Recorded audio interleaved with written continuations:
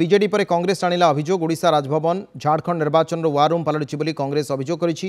রাজভবন কোনोसी দল পাই কার্য করা উচিত নুহে, এমিতিকি রাজ্যপাল এ রাজ্যের রহিবা উচিত নুহে। এখন কংগ্রেস বিরোধ করুছি। এনে রাষ্ট্রপতি ভেটি দাবিপত্র দিয়াଯିବ বলে কংগ্রেস কহিছি। পূর্বরু রাজ্যপাল পুओ ওড়িয়া সরকারি अधिकारी মাড় মারিলে রাজ্য সরকার তদন্ত করছেন। রাজ্যপাল পুओ উপরে আক্সন দাবি হয়েছে, কিন্তু কার্যানুষ্ঠান নিয়াযাও না। राज्यपाल और राजभवन राजनीति ऊर्ध्वे रहिबा दरकार बोली कांग्रेस परामर्श देछि। सेबडे बीजेडी मध्य सही समान अभियोग आनी निंदा करिछि। बीजेडी विधायक प्रदीप दिसारी प्रतिक्रिया कहिसेंति राजभवन राजनीति रणनीति को आम निंदा करुछु। राज्यपाल बासभवन में अन्य राज्य राजनीतिक कार्यक्रम अत्यंत दुर्भाग्यजनक। राज्यपाल ओडिशा रे बीजेपी मुरोई भाव में काम करुछंती, याकु बीजेडी विरोध करुछि बोली कहिसेंति प्रदीप।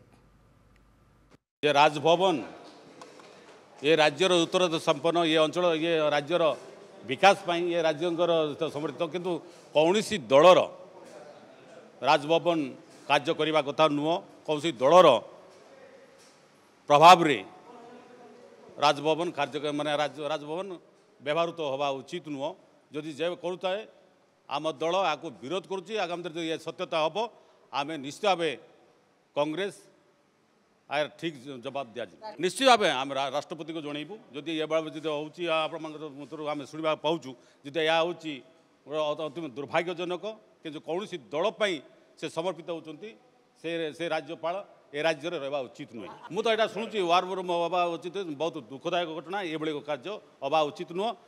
पुत्र प्रार्थी हूँ जे हूँ, किंतु कौन राजभवन कौन दलर कार्य करने उचित नुहे।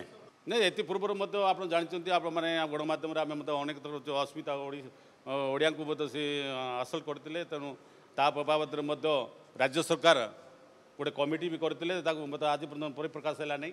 तेणु आम भावुँ ये कार्य जदि कौन दल भी करुए आम विरोध करुँ।